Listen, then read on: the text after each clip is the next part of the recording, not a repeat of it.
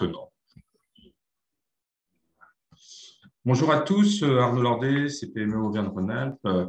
On est heureux de vous accueillir aujourd'hui pour ce webinaire sur le crédit bail et autres. Vous allez voir, j'espère qu'il va être riche d'enseignements pour vous. Ce webinaire est enregistré et il sera diffusé a posteriori sur le site de la CPME Auvergne-Rhône-Alpes ainsi que sur nos sites partenaires.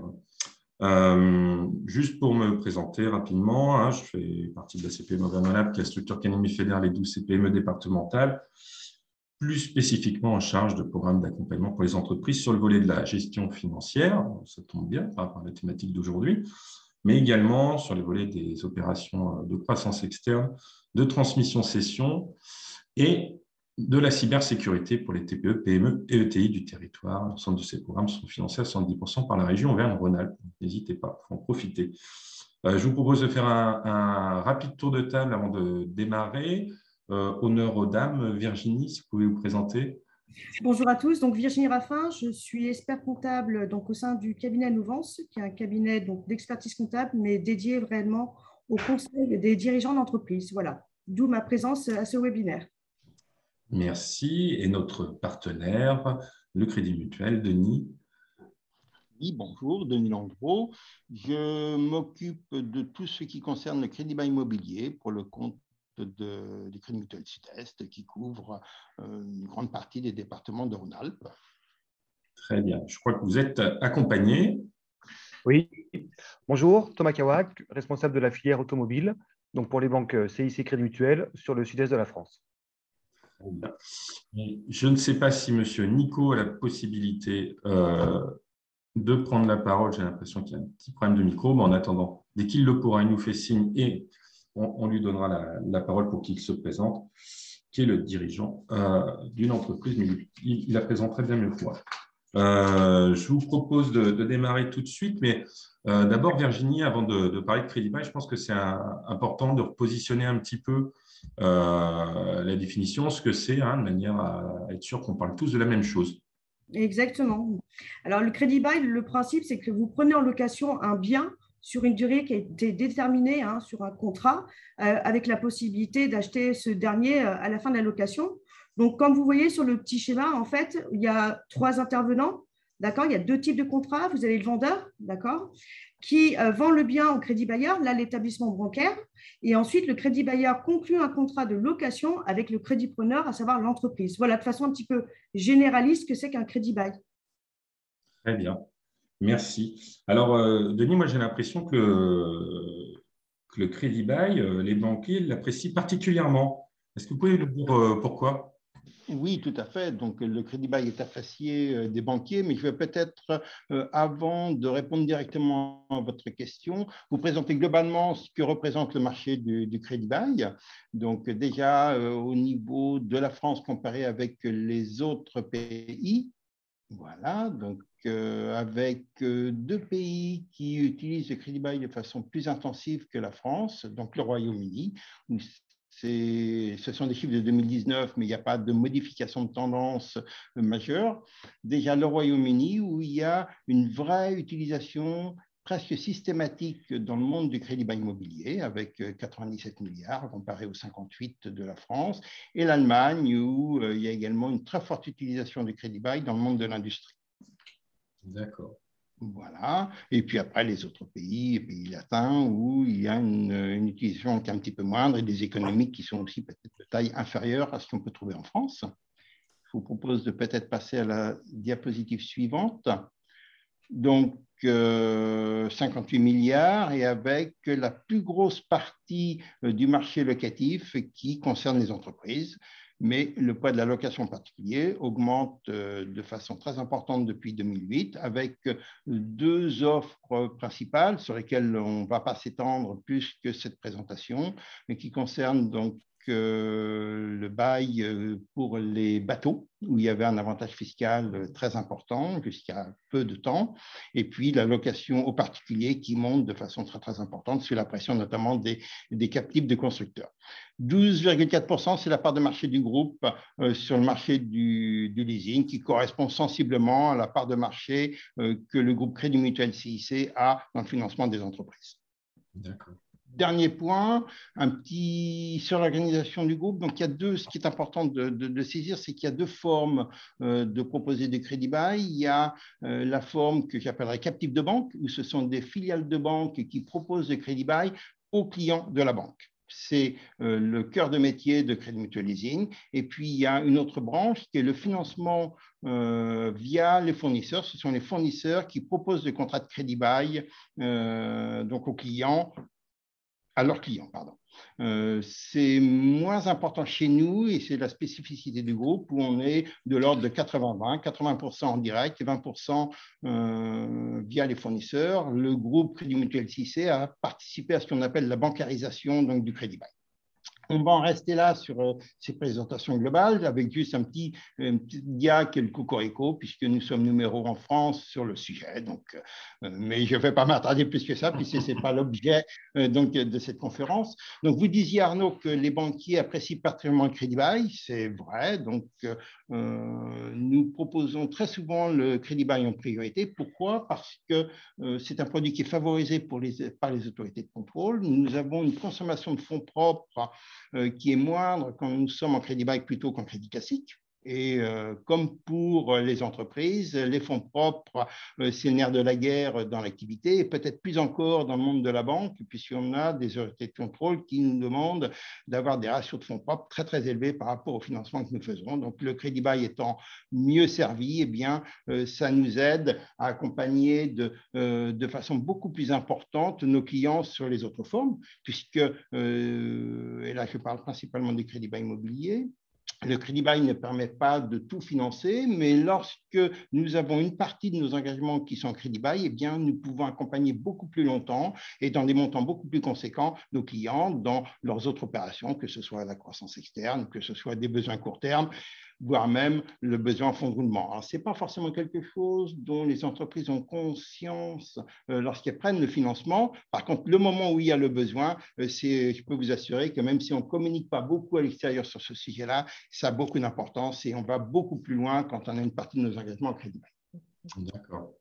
Autre point, donc, intérêt des banques, c'est que c'est un produit qui est beaucoup plus simple. Il n'y a pas la gestion des garanties et c'est quelque chose qui est plus simple pour nous, mais qui est également plus simple pour nos clients. Très bien. Vous partagez cet avis, Virginie? Alors oui, en effet, l'intérêt du crédit bail, comme le disait tout à l'heure Denis, c'est que déjà, il n'y a pas d'apport initial. Il n'y a pas de caution, même personnelle, des dirigeants d'entreprise. Donc, c'est vrai que la profession des experts comptables, on propose souvent ce type de financement. C'est nécessaire. Ça peut, à tort, paraître des fois un peu plus cher que l'emprunt ou même l'autofinancement. Mais je vous dirais non, parce que des fois, lorsqu'il y a besoin de financer du matériel industriel, les sociétés qui éventuellement font appel à l'autofinancement, tout simplement, ensuite ont des soucis en matière de besoin en fonds de roulement, des problèmes de trésorerie. Et dans ces cas-là, qu'est-ce qu'elles font? Elles demandent un découvert bancaire. Et un découvert bancaire, ça coûte bien plus cher, je me permets, Denis, qu'un crédit bail. Donc, dans notre profession, on recommande beaucoup tout ce qui touche au crédit bail. Je confirme qu'effectivement, il y a un arbitrage, il y a un coût d'opportunité quelque part des financements qui est différent.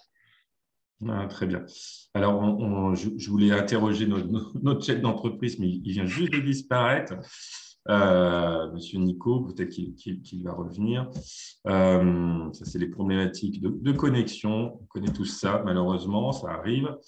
Je vous propose d'avancer sur un autre point. Est-ce que le crédit bail, en tant que tel, ça peut également être un outil de crise?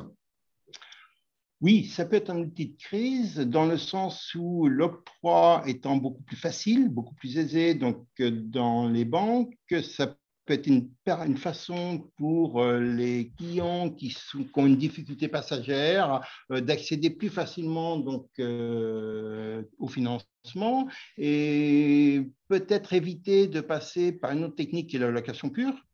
qui a l'avantage de permettre aux clients d'avoir le matériel et de pouvoir l'utiliser, mais qui a l'inconvénient de ne jamais rentrer dans son actif et de jamais enrichir l'entreprise, et puis des coûts qui sont quand même plus élevés. Comme le disait Virginie, donc, dans un contrat de crédit bail, il y a à la fin une option d'achat, ce qui permet effectivement donc, à l'entreprise de se rendre propriétaire du bien à la fin du contrat.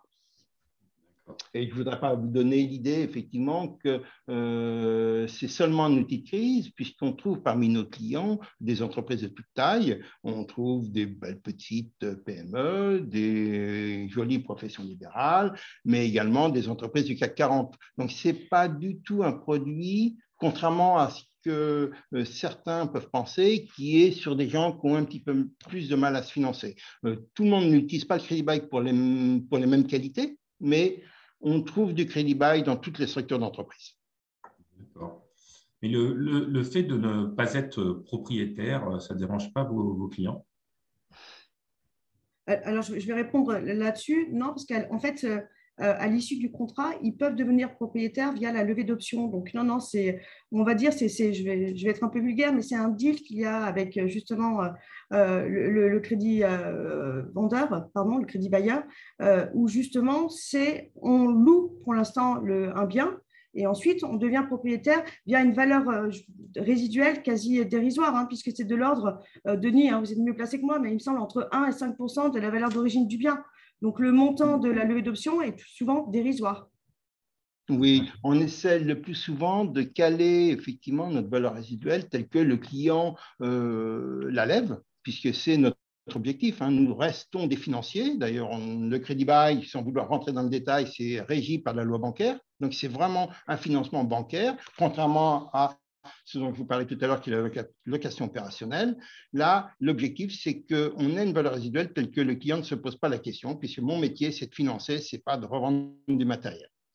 Et puis, j'appuierai sur un autre point, c'est que la demande principale lorsqu'on fait un investissement, c'est qu'il y ait ce financement. Et là, le crédit bail y répond parfaitement, puisque on permet au client effectivement d'accéder à ce financement. Et puis, pour qui la propriété pourrait peut-être, l'absence de propriété ou une propriété pas complète pourrait peut-être heurter. Les seuls à le savoir, c'est le client et la banque. Et puis, l'élément principal d'intérêt du financement, c'est de pouvoir utiliser la machine, s'il s'agit d'une machine, et donc d'en tirer le profit. Et bien entendu, le crédit bailleur ne tire strictement aucun profit de l'utilisation de la machine. D'ailleurs, on lui demande de l'entretenir en bon père de famille, au sens juridique du terme, hein, même si ça se ne dit plus trop. Mais on tient effectivement à ce qu'il entretienne correctement la machine, de façon à ce qu'il ait envie de le racheter à la fin. J'insiste beaucoup sur ce point, nous sommes purement des financiers.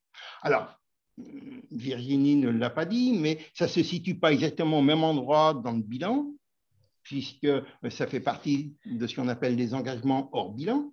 Mais il est clair que lorsque nous, banquiers, analysons une entreprise, on consolide tous ces financements à la manière dont c'est fait dans les normes anglo-saxonnes, et quelque part, on remet les engagements donc, de crédit bail au passif, et on remet la propriété et la plus-value latente éventuelle du bien donc à l'actif, et c'est donc la même approche. C'est juste une modalité différente de financement, mais on reste dans une optique patrimoniale du financement. Le crédit bail, Arnaud, il faut être les dirigeants d'entreprise. Maintenant, le choix, c'est plus forcément d'être propriétaire tout de suite. C'est vraiment cet aspect psychologique. Il a été vraiment modifié il y a une dizaine d'années. Ce que je souhaite avant tout des dirigeants d'entreprise maintenant, c'est de gérer au mieux la trésorerie de sa société. Et le crédit bail est justement un moyen de gérer correctement la trésorerie et d'anticiper cette dernière d'ici peu. Donc, non, c'est l'aspect psychologique de est-ce qu'on n'est pas propriétaire immédiatement? Non, il a disparu. Ce n'est pas vraiment du tout l'attente des dirigeants d'entreprise. En tout cas, pas dans ma clientèle. D'accord. Alors, il y a parfois la crainte, pour ceux qui n'ont pas utilisé le crédit bail, c'est de ne pas avoir la même liberté, puisque si on peut avoir besoin d'une machine à un moment donné, ça peut évoluer, ou la machine ne peut ne plus convenir. Et c'est le même fonctionnement qu'avec un crédit classique, puisqu'il doit nous prévenir effectivement et solder par anticipation le contrat, et ça se passe de façon très régulière pour pouvoir la faire reprendre ou la revendre à un tiers. Mais dans le cas d'un crédit classique, c'est la même chose. Si une garantie est associée donc au crédit, que ce soit le gage de l'amortissement, bien entendu, il doit nous prévenir aussi. Et puis, comme on fonctionne dans un climat de confiance, même si une garantie n'a pas été associée au financement en tant que tel, s'il était destiné à financer une machine, dans le cadre du climat de confiance, les clients nous préviennent. Donc, ça revient exactement à la même chose et je n'ai jamais vu un crédit bailleur s'opposer au rachat d'une machine par anticipation. On reste des financiers. D'accord. OK. En fait, c'est vrai que là-dessus, le contrat, je me permets juste, Arnaud, il est quand même assez souple et au niveau des établissements bancaires. Et puis, Denis, je pense qu'il est aussi nécessaire peut-être de rappeler comme quoi les dirigeants, les sociétés peuvent également céder le contrat de crédit bail. Oui, tout à fait. Voilà. C'est quand même assez souple, hein. C'est pas fermé définitif, il n'y a pas l'obligation. Initialement, oui, mais ensuite, encore une fois, ça peut évoluer. Il n'y a pas l'obligation de garder justement le contrat et le bien sur la durée initialement prévue, hein. Oui, tout à fait. Sachant que le transfert de contrat peut se faire, ce n'est pas forcément ce qui est fait le plus souvent parce qu'il y a parfois des plus-values à faire sur la machine. Mais il arrive effectivement que, et c'est assez régulier, que nous transférions le contrat. Alors, le tout, c'est qu'effectivement, bon, puisque nous accordons une grande importance à notre contractant et à notre client, donc il faut qu'on ait l'agrément du nouveau client, ça va de soi. Comme dans tout crédit, hein, il faut qu'on puisse lui faire la même confiance que notre client initial. Mais sous cette petite réserve hein, qui généralement ne pose pas de souci puisqu'on remarque que les entreprises saines ont souvent des contacts avec des entreprises saines. C'est un petit peu comme ça. Voilà. D'accord. Donc, si j'ai bien compris, à l'issue, on peut devenir propriétaire, ce n'est pas imposé, on ne peut pas s'y opposer non plus. Donc, beaucoup de souplesse. Mais alors, ce n'est pas plus cher que le crédit classique?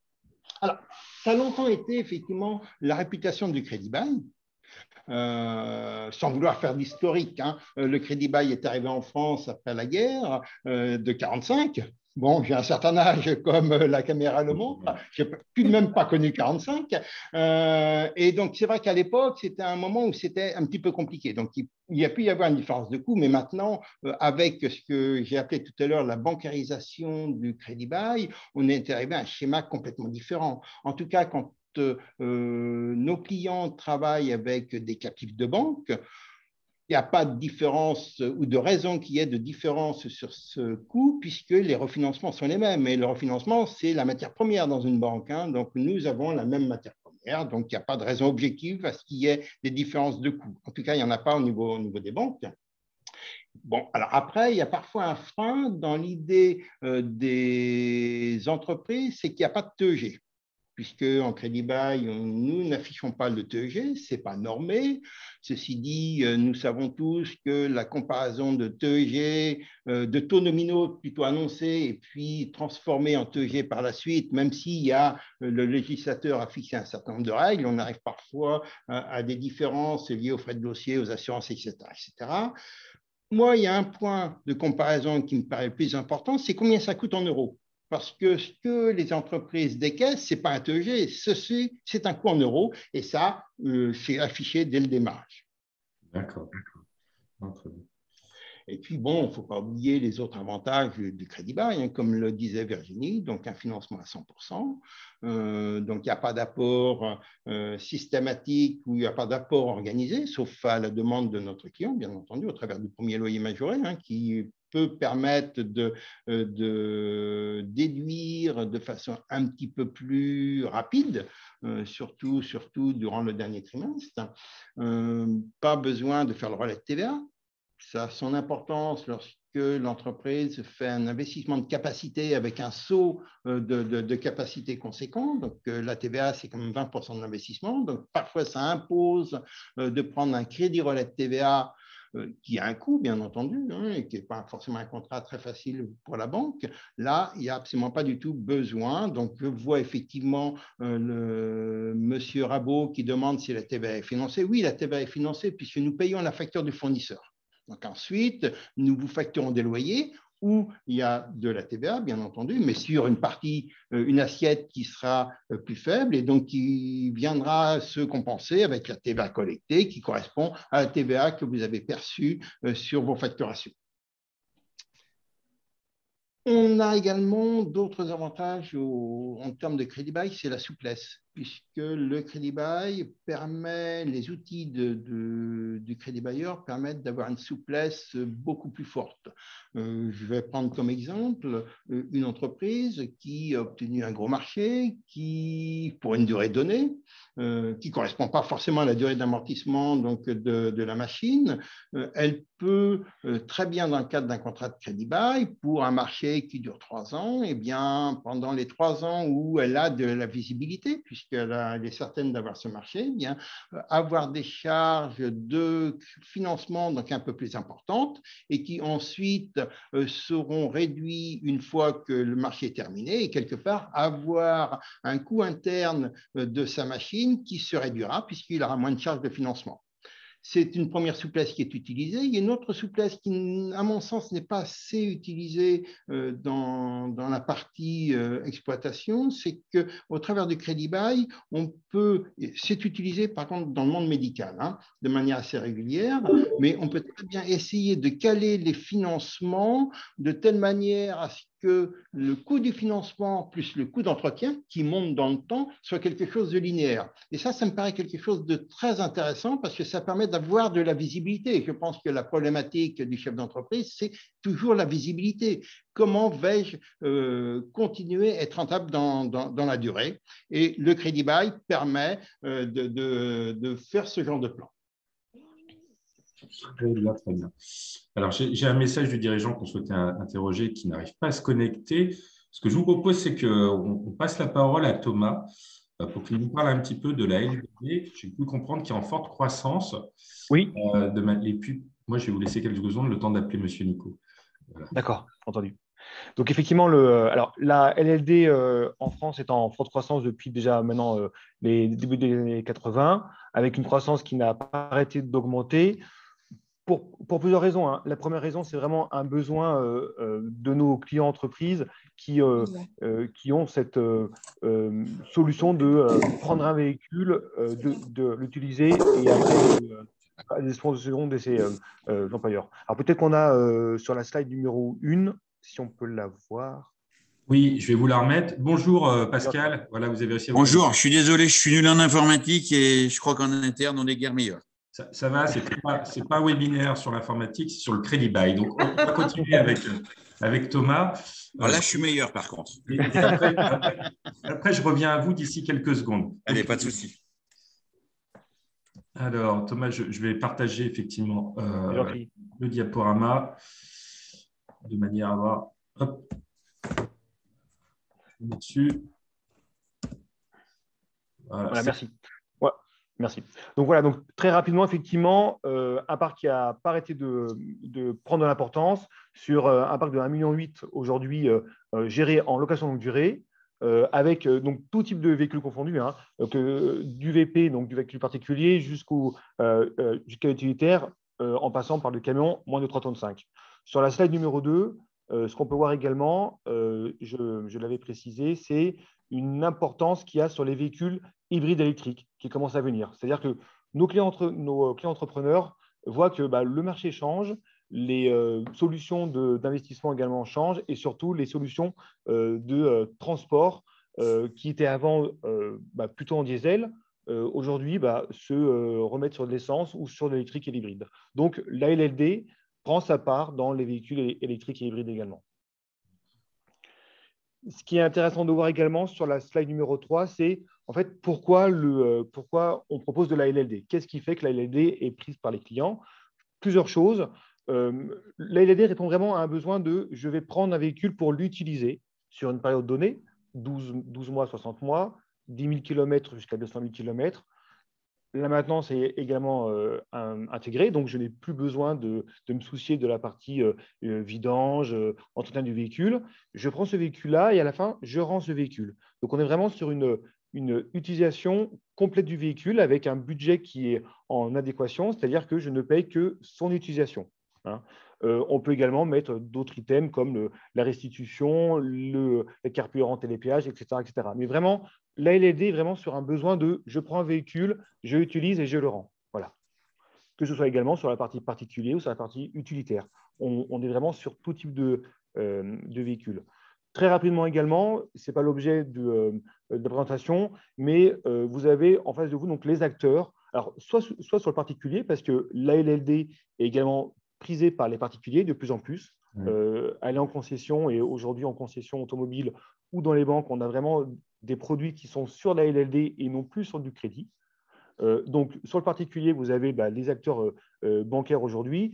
Et sur la partie flotte entreprise, donc, quand on parle de flotte entreprise, flotte LLD, c'est-à-dire que dès qu'on a atteint un minima de 2, 3, 4 véhicules au sein des entreprises. Donc là, vous avez effectivement le Crédit Mutuel Leasing et d'autres acteurs comme Arval, ALD qui sont présents sur la LLD.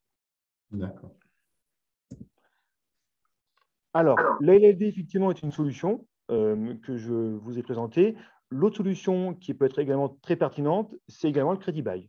Le Crédit Bail répond en partie à une solution de je prends un véhicule, je l'utilise, avec d'autres finalités qui sont soit je prends ce véhicule-là, je l'utilise et je le rachète. Pareil, comme a dit Denis, à des montants qui peuvent être assez faibles, 1%, 2%, 5% de la valeur finale. Mais je peux également, bien sûr sur des véhicules très spécifiques, prendre un crédit bail, l'utiliser avec des valeurs de rachat qui sont un peu plus importantes. 15%, 20%, tout dépend du véhicule. Donc, le crédit bail peut également être un moyen pour les clients de prendre un véhicule et de l'utiliser également comme en LLD. L'avantage du crédit bail par rapport à la LLD, c'est qu'en LLD, quand vous rendez le véhicule, vous pouvez avoir ce qu'on appelle des frais de remise en état. Le véhicule a été endommagé, des pare-chocs ont été rayés. À la fin, le loueur qui reprend ce véhicule-là doit le revendre. Donc, ces frais-là peuvent être demandés au client. En crédit bail, l'intérêt du crédit bail par rapport à la LLD, c'est que quand vous prenez ce véhicule-là et que vous le rachetez pour votre compte, plus de frais à la fin de contrat. Donc, on va enlever ces irritants qui peuvent être parfois assez importants sur des véhicules qui sont très endommagés.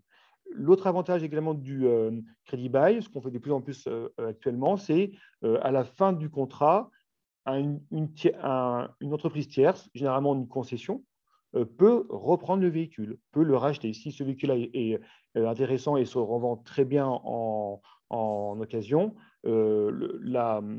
l'entreprise, donc la concession, généralement, reprend le véhicule. Ce qui est intéressant aujourd'hui, c'est que, alors vous l'avez peut-être vu en tout cas ou aperçu dans les concessions, c'est qu'il n'y a plus de véhicules neufs. Les véhicules neufs aujourd'hui ont des délais qui sont très longs, 6 mois, 8 mois, 9 mois, 1 an et demi.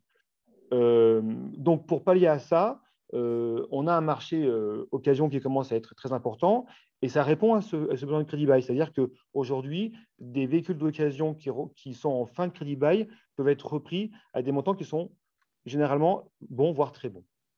D'accord. Et ça, la LLD, ça présente le même intérêt fiscal?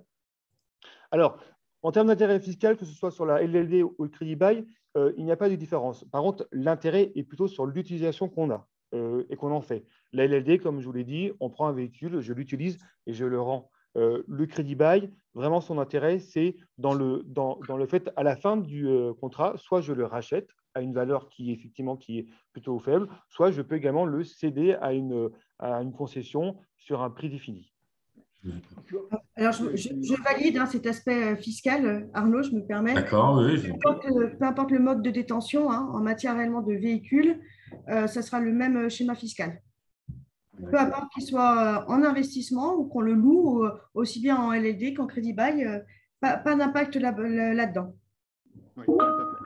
Sachant que, comme en location, le coût instantané du financement est un petit peu plus faible, puisque on calcule nos loyers que sur une partie du prix du véhicule. Si le client ne paie pas de loyer ou paie des loyers plus faibles, eh bien, il a moins de déduction fiscale.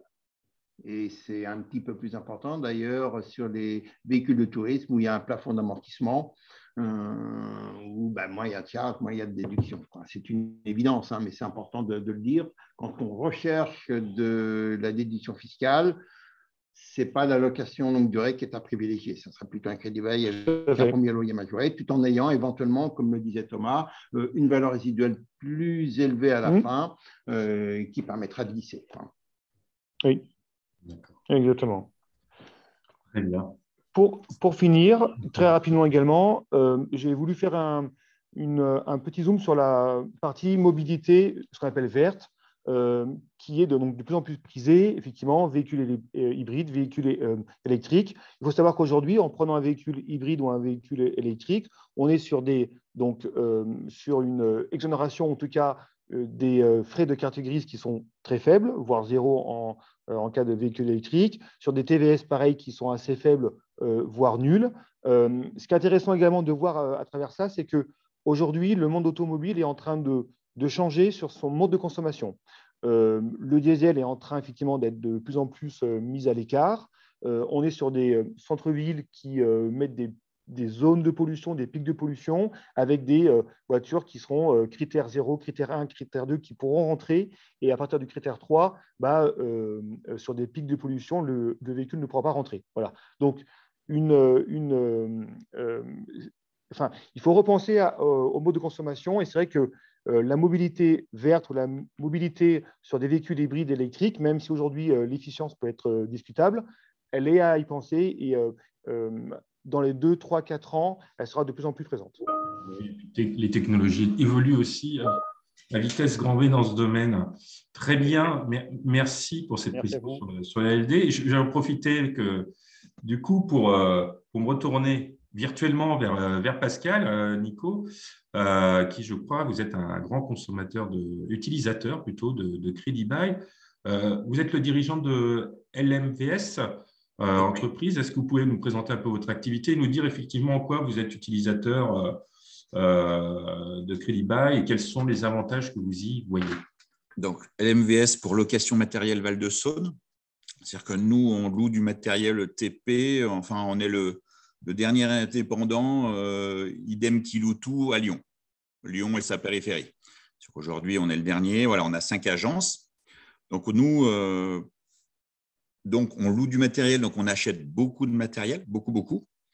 Donc, aujourd'hui, le crédit bail, moi, je fais 99% de mes investissements en crédit bail, puisque aujourd'hui, c'est simple, l'accès est facile, les banques sont plutôt joueuses.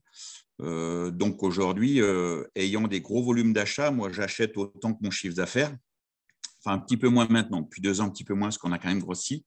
Mais pendant les 7-8 premières années, j'achetais autant de matériel, un volume de matériel que mon chiffre d'affaires. Donc aujourd'hui, le fait du crédit bail, c'est simple dans le sens où aujourd'hui, tant que je n'ai pas fini de payer, le matériel n'est pas à moi, donc les banques ne risquent pas grand-chose. Donc ça me permet d'avoir un plus gros volume d'achat, les banques jouent plus le jeu.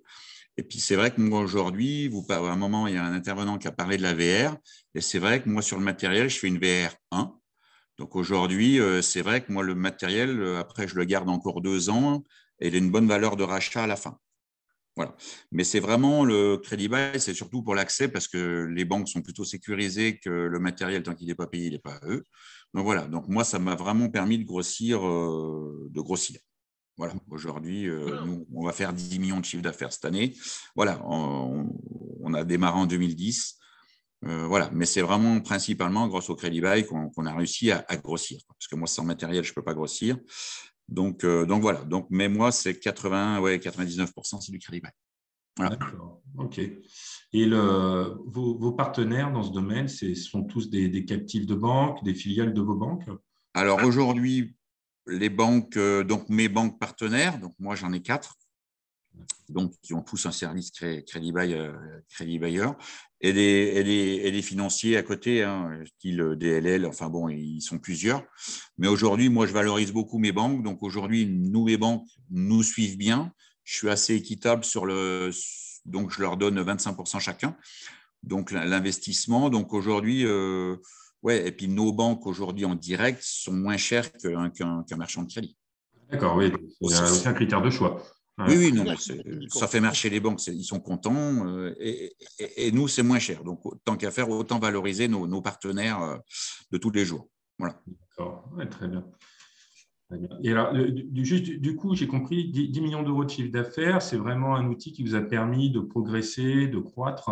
Sans cela, ça aurait été plus compliqué? Ben, aujourd'hui, c'est vite vu. Aujourd'hui, on a acheté, donc on a créé la première agence en 2010, la deuxième en 2011, la troisième en 2017, la quatrième en 2019 et la cinquième en 2020.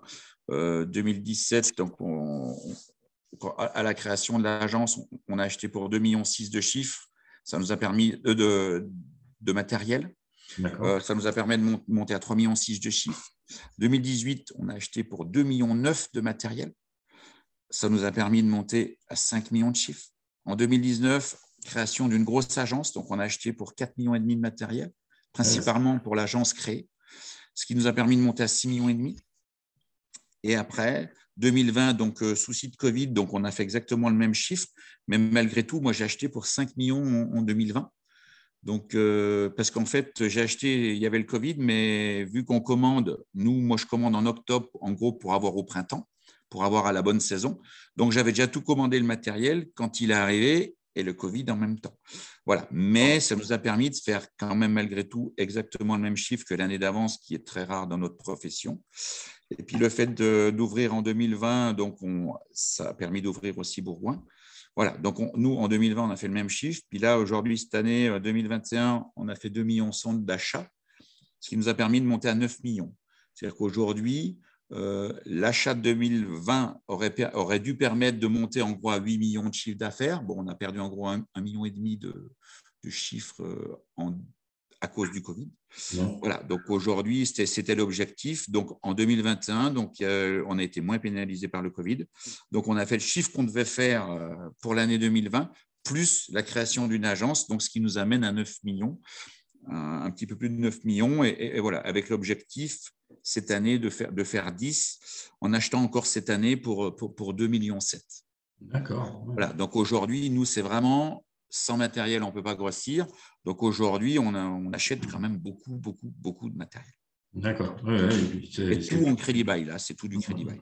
Oui, on voit bien la progression du chiffre d'affaires lié au crédit bail et l'achat de matériel. Voilà. Alors, les banques vous mettent un petit peu, évidemment. Des coûts, ça génère beaucoup de crédit bail, mais aujourd'hui, sans matériel, notre métier, moi, sans matériel, je ne recycle pas. Donc, c'est un petit peu, il faut trouver le juste milieu, pas en acheter trop. Et puis, quand il n'y en a pas assez, on refuse beaucoup, donc c'est frustrant. Donc, voilà, il faut essayer de trouver le juste milieu. Voilà, oui, c'est un outil d'accompagnement à la croissance voilà. de votre activité. Mais les banques jouent le jeu jusqu'à maintenant. Voilà.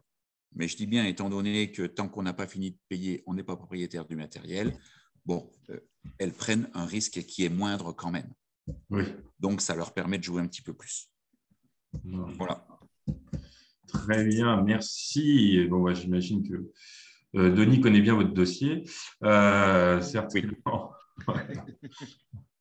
Merci, M. Nico. Juste pour finir, hein, merci de ce témoignage, Pascal. Est-ce qu'on peut peut-être aussi, parce que j'ai entendu parler aussi de crédit bail immobilier, est-ce qu'on peut en toucher un mot, Denis et Virginie, à ce sujet-là, parce que c'est aussi quelque chose qui est très demandé en ce moment? Tout à fait. C'est quelque chose qui monte, qui va crescendo, hein, donc comme avec quelque part des avantages comparables au crédit bail immobilier sur le positionnement bancaire.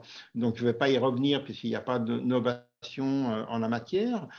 Un des intérêts qui pousse le crédit bail immobilier, c'est le fait qu'en crédit bail immobilier, on demande encore moins d'apport que dans le crédit bail immobilier, et que dans le crédit bail immobilier, on finance également les frais. Donc, non seulement on ne demande pas d'apport sur le montant de l'immeuble, mais on finance également les frais. Alors qu'en crédit classique, c'est un principe dans la banque de demander à l'entreprise d'autofinancer ses frais. Donc, c'est un point qui est important. Et puis ensuite, je dirais que le crédit bail immobilier est utilisé de deux manières presque qui s'opposent. Une première manière qui est une façon d'allonger la maturité de la dette, c'est-à-dire la durée de la dette qui prend toute son importance quand il y a des LBO. En crédit classique, la norme dans la banque, c'est de financer sur 15 ans l'immobilier professionnel. On a même des confrères qui font tout pour le ramener sur 12. Sur le crédit bail immobilier, le 15 ans ne pose pas de souci et on monte même à des durées plus longues, à partir du moment où le bien est bien situé. C'est le point important dans le cadre de l'immobilier, si le bien est bien situé, si le bien est banalisable, puisque c'est certain que financer une usine qui ne peut avoir qu'un seul type d'utilisateur, ça ne nous simplifie pas la vie, mais quand on a quelque chose qui est banalisé, bien situé, eh bien la durée peut monter à 20 ans. Et si on peut prendre le cas des maisons médicales, même si ça n'a pas forcément l'honneur de la presse, même si on en parle beaucoup ces derniers jours, et bien sûr des maisons médicales, on monte assez facilement donc à 20%. Donc 20%, une valeur résiduelle de 20% sur 20 ans, c'est l'équivalent d'un financement, je parle sous le couvert de Virginie, de 25-27 ans plutôt. Donc, ça fait une durée beaucoup plus longue et c'est une façon, quelque part, de libérer des fonds, puisque dans le cadre d'une croissance externe, la norme, c'est de financer sur 7 ans et parfois, c'est un petit peu juste dans certains métiers. Donc, je parle sous le couvert toujours de Virginie, donc c'est une façon de certains clients de récupérer de la capacité de fonctionnement et quelque part de la sécurité dans leur croissance externe. Alors, en effet, on attribue à tort souvent le terme crédit bail à du mobilier, mais il faut bien savoir que c'est ouvert et c'est de plus en plus proposé à juste titre par les banquiers, cette notion de crédit bail immobilier. Comme l'a dit Denis, c'est à l'heure actuelle, on demande, les banques demandent peut-être 30% des apports quand vous achetez des murs d'exploitation. Là, en matière de crédit bail, vous avez 0 et encore une fois, on vous finance tout ce qui est droit d'enregistrement, les frais de notaire. Donc, c'est vrai que c'est quelque chose, encore une fois. Alors, certains peuvent penser, peut-être à tort, que c'est quelque chose, un mode de financement plus coûteux. Encore une fois, il y a des simulations à faire. Mais ça répond à beaucoup de problématiques en matière notamment d'apport, où les sociétés n'ont pas forcément les moyens d'apporter 30%. Lorsqu'on parle des fois de bâtiments industriels, les bâtiments industriels, il faut savoir que c'est peut-être de l'ordre de 1 million d'euros. On ne peut pas avoir 300 000 euros comme ça d'apport. Ce serait beau dans la réalité, mais dans la pratique, ce n'est pas le cas. Donc, c'est vrai que le crédit bail immobilier est de plus en plus réclamé par les dirigeants d'entreprise et proposé aussi par les établissements bancaires. Il y a un intérêt fiscal également qui va peut-être à l'inverse de ce que je vous disais tout à l'heure sur les durées, mais l'intérêt du crédit bail immobilier, c'est que vous allez avoir en charge un loyer que vous pouvez caler avec les loyers que vous percevez. Alors que quand vous êtes en propriété, par intermédiaire, donc éventuellement même d'une SCI, mais propriété avec un crédit classique adossé, vous allez avoir d'un côté le décaissement qui sera l'échéance de crédit, et de l'autre, la partie fiscale qui sera l'amortissement du bien plus les frais financiers du crédit. Et donc, vous n'allez pas avoir une déductibilité qui va être linéaire. Donc, plus au début, moins à la fin. Et dans le cas d'une SCI avec l'imposition, ce n'est pas neutre. C'est pas neutre. Autre aspect fiscal, c'est que le crédit bail va vous permettre de passer vos charges sur 15 ans. Alors que souvent, alors je ne sais pas quelle est la position de Virginie sur ce sujet, mais très souvent, l'amortissement se fait sur 20 ans. Donc, vous allez quelque part gagner 5 ans dans l'amortissement, ce qui n'est pas neutre. Alors, on ne peut pas faire non plus n'importe quoi. Le législateur veille à ce que la fiscalité ne soit pas trop favorable, mais sachez que sur un crédit bail immobilier, vous pouvez amortir un bien jusqu'à 50% sur les 5 premières années.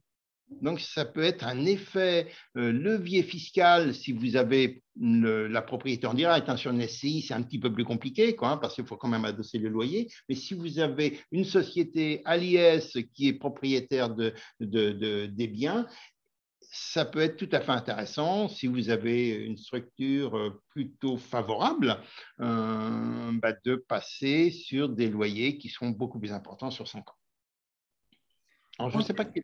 En fait, de façon très simple, il faut savoir que dans l'immobilier, même lorsque vous achetez un bien ou un appartement, l'administration fiscale, elle dit il y a la partie bien immobilier, il y a la partie de terrain, même si c'est un appartement, d'accord? Et la partie de terrain, ce n'est jamais déductible, d'accord, fiscalement.